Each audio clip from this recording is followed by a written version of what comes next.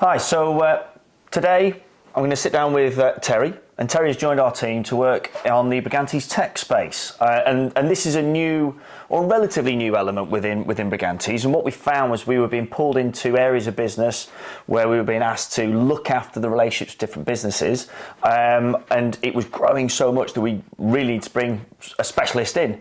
So Terry drew the short straw. But Terry, so where did you join us from? Sure. So previously I worked at Apple. I was an account manager.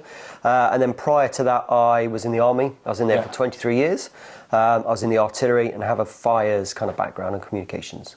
Oh, cool. So within that sort of fires background, did you encounter some of this new technology or whatever was going on at that time? Yeah, in a roundabout way. So part of the job I would be doing, whether it be intelligence gathering or dissemination of that intelligence, there would be a need for this kind of technology to be used. Yeah. Cool. So you've been with us, what, 4 or 5 months now, I think? About that, yeah. Bringing sort of a fresh pair of eyes into this space, where are you seeing defence be at this moment in time? Well, currently with technology, I think we're in a new era of procurement. I think it's really great and exciting, and that's needed, to be fair, with the sounds of things. At the moment, I'm seeing a lot of the troops on the ground just using very basic technology in very basic ways. One man with a drone, just having a look over that ridge line or over that tree line and just basically monitoring the area that he's in. So just very low level use at the moment.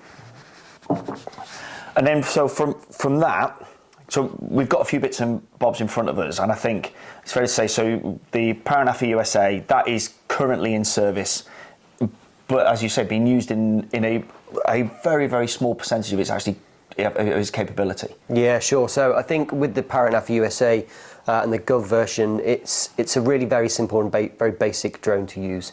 It packs down really quite small, so it's very accessible to the soldier. And that, amongst a couple of other drones, are the main workhorse of the drone environment within the Army.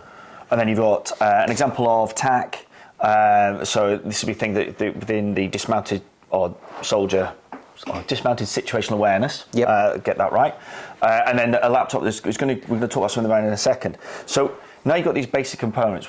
Where do you see the opportunity going next? Yeah, great. So I think that's a really good shout, because what we want to see a little bit more of is once that drone has done its mission and it's gathered all that information, whether it be ISR or still images, it would be great to kind of disseminate that and use it in an intelligent way and share that information.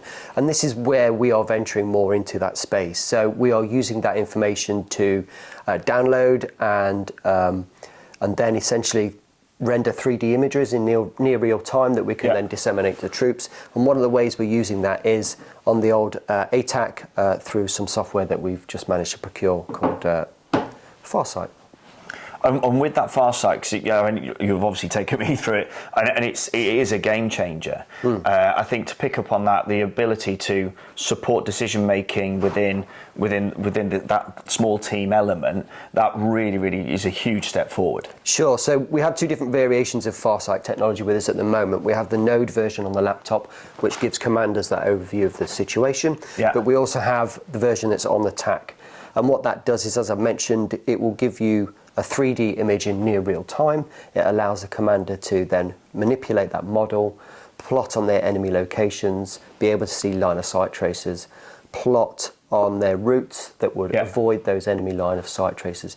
You've also got the ability to plot on their helicopter landing sites within the existing practice. And that's something we can look at a little before. I think some of the other things that are coming through, Tomahawk, which is enabling you to engage with lots of different elements all at the same time, and a central and basic, or not, one key to manage all the different drones. Yeah. So I think there's some really cool stuff that's going to come out, and we're going to get on the ground and start to play with it and push some stuff out there. But great to see that overview, and thanks very much. Thank you.